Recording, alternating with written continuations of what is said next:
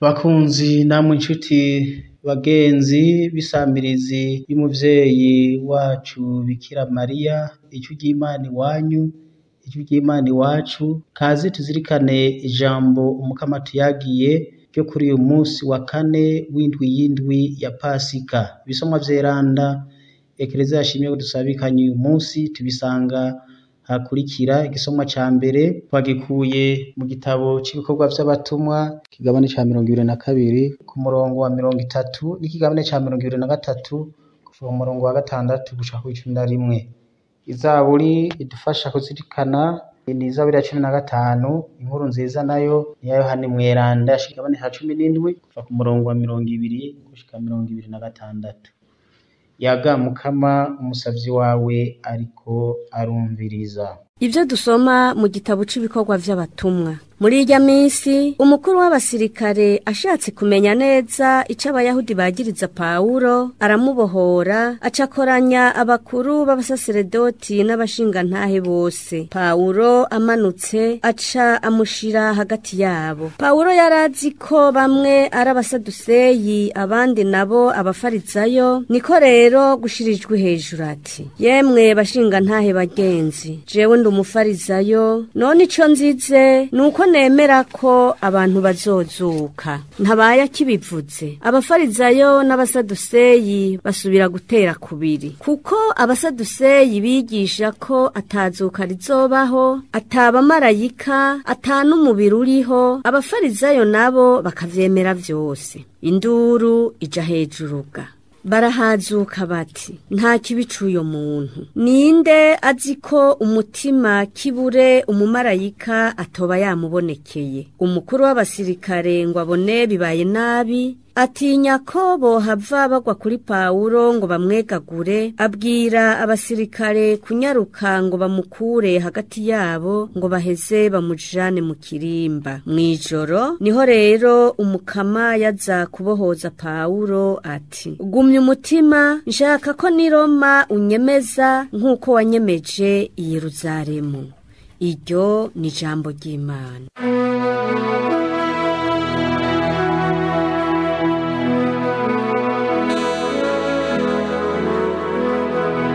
Nunzigame Mukama Mana yanje, kuko ari wewe musa nizeye. Nunzigame Mukama Mana yanje, kuko ari wewe musa nizeye.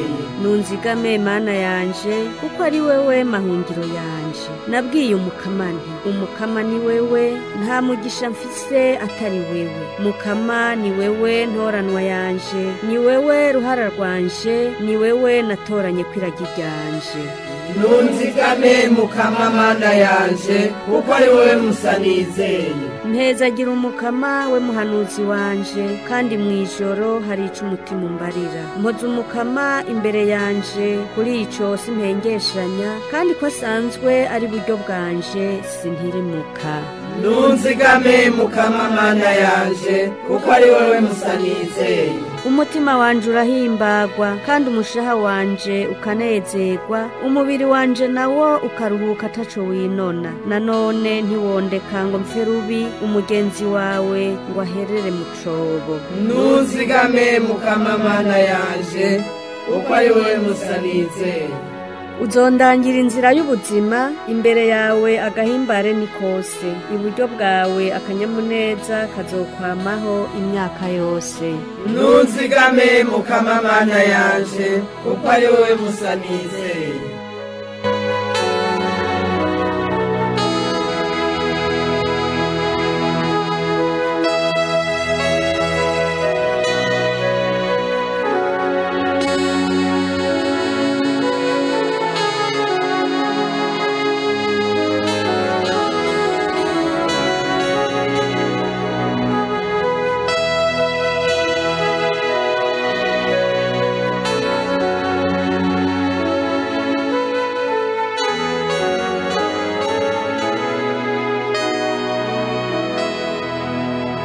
Inkuru nziza ya Yezu Kristu nk'uko yashikirijwe na Yohani Mweranda. Muri irya misi Yezu yariko arasenga ahanga ijuru avuga ati: sabigishwa banje basansabiye, sabiye n'abanyemera kubera ijambo ryabo. ngo babe bose umwe nk'uko wewe dawe uri muri jewe nanje muri wewe, nibabe muri twebwe nabo nyene isi yemere ko wantumye. Narabahaye ubuninahazo wampaye ngo babe umwe nk'uko turi umwe, jewe mbe muri bo nawe muri jewe, maze babe umwe rwose, ubumwe bwabo bwuzure, kandi simenye ko wantumye kandi ko wabakunze nk'uko wankunze. Dawe abo wampaye nshaka ko aho ndi nabo bahabane nanje, maze barabe ubuninahazo wampaye kuko wankunze isi itararemwa. Dawe utunganye, isi ntiyakumenye, jeho yamara narakumenye. Aba nabo baramenye ko wantumye, narabamenyesha izina ryawe, kandi nzoribahishuka, maze urukundo wankunze rube muri bo nanje nyene mbe muri bo. Dushemeze ijambo ry'Imana.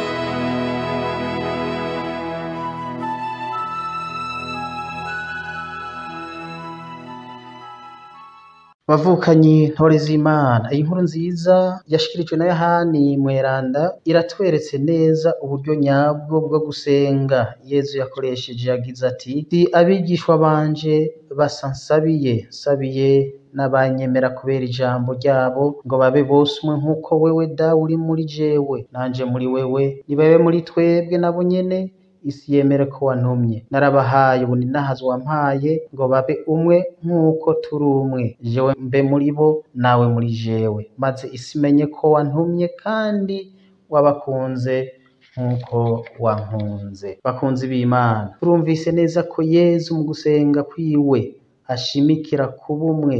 Ese boba umwe nk'uko twe nawe turi umwe dawe? Ubwo bumwe Yezu asabiye abigishwa biwe turabukeneye cane cane uyu munsi muri iki gihe ca none, tugakuza muri twebwe umuvukano, gusabikanya no kwitanaho nkako nyene twese turabana b'Imana. Bakunzi b'Imana, umuntu wese atubahiriza urwo rukundo Imana idukunda aba ariko aratosekaza umukiza Yezu, urukiza Yezu yaturonkeye ku musaraba. None twibaze ko Yezu yadusabiye kuba umwe twese, none amacakubiri ava kuki? Ava hehe? Kuki ducanamwo tukicana kandi twese turi bene Mana imwe mu butatu bwerana? Uyu munsi ni umunsi ukomeye cane ku gihugu cacu, mu buzima bw'igihugu cacu.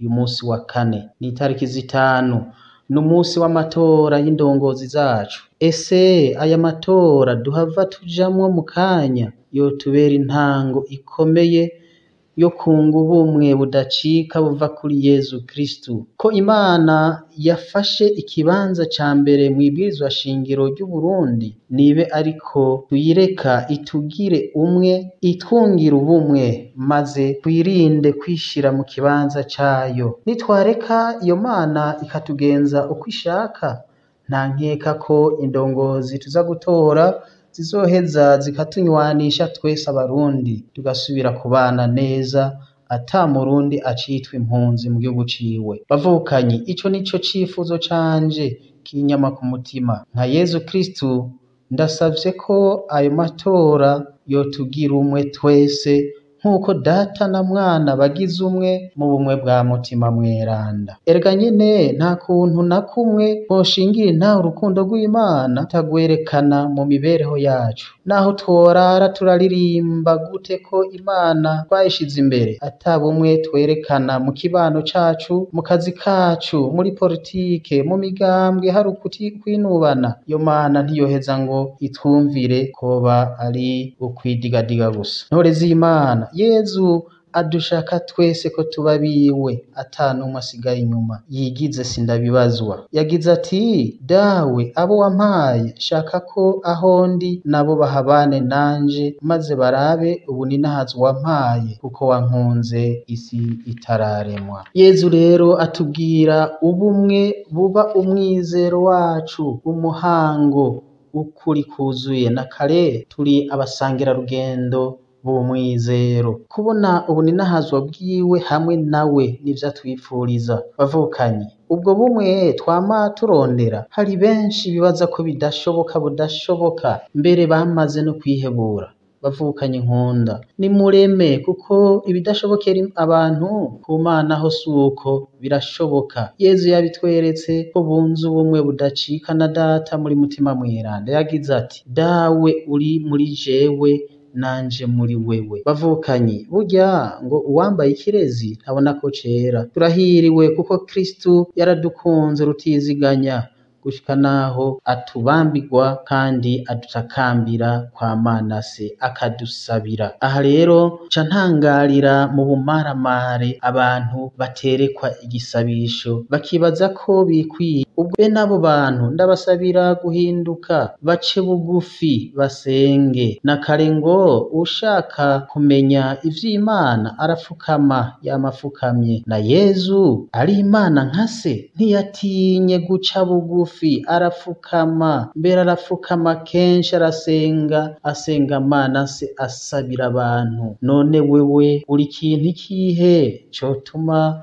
ukakama ukanka guca bugufi gufukamira iyo Mana uyisenge? Twegere bavukanye Yezu abandanye atwihera ininahazwa yahawe na se, maze ubwo bumwe adusabira bwame buturanga hose no muri vyose. Bavukanye, Imana niyo yadukunze irya mbere, ni nayo mbere idushoboza urwo rukundo. Nanone Yezu niwe atubwira ati tutari kumwe ntaco mwokwishoboza. Iyo turi kumwe nawe rero turashobora gukura mu rukundo rwiwe, na cane cane iyo twemeye tukaba batoyi tukaja kw'ishure ryiwe maze tugakura. Nawe nyene yarigize mutoyi araja kw'ishure ya Bikira Mariya nyina wiwe aramukuza gushika mu bigero. Yezu rero nitwamukundira ntazodushikana mu bigero gusa, we azodushikana mu buninahazwa bwiwe basangiye na Data na Mutima Mweranda. Maze uyo Yezu nyene adushikanye mu buninahazwa bwiwe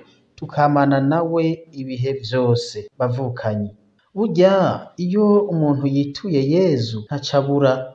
Yezu atwungira ubumwe, maze aho ubumwe bwiwe bugera ku ntsinzi, budushikana ku ntsinzi. Ese iki gisabisho ca Yezu Kristu twese twogira gwacu. Naho twumvise ko abantu ari imburabugirire, mu gisomwa ca mbere twumva Paulo Mweranda ingene bashatse kumudodobereza bakamucira urutarigo kandi yabiha ijambo ry'Imana, ijambo ry'ubumwe. Twebwe bitubera akarorero ko guhinduka, tube bazima muri Kristu, binovore urukundo rwiwe, maze uko guca bugufi kwiwe kudutume natwe tuba bato cane, kugira ngo ubwo bumwe yadusabiye ntibuze buduce mu myanya y'intoke. Mbere burya iyo umuntu ari mu bumwe akaba ari mu rukundo rw'Imana, nta kintu na kimwe asaba umusavyi wiwe ngo akibure. Maze rero bavukanye, nta wundi yobidushoboza kandi yabitweretse ko akarorero atari umuvyeyi Bikira Mariya. Muze tumwiture adusabire ku mwana wiwe ubwo bumwe kandi atuje imbere atubere umukandizi. Mbere tuvuge ko Bikira Mariya twamweguriye igihugu cacu. Dusabe rero iki kiringo c'amatora turimwo kitubera ikiringo co guhinduka. Turi kumwe na Bikira Mariya duheze duhinduke. Turi kumwe na Bikira Mariya dusabire indongozi zihava zitorwa zizotuja imbere mu kutwungira ubumwe. Bikira Mariya mukandizi w'u Burundi natubere mu ngoro. Amen. Mwari kumwe na Patiri Claude Sadite Mahindagu wa Diocese ya Ruyigi muri Paruwase Ana Mweranda yo mu Gitwenge. Imana nibahezagire mwese kw'izina rya Data na Mwana na Mutima Mweranda. Amen.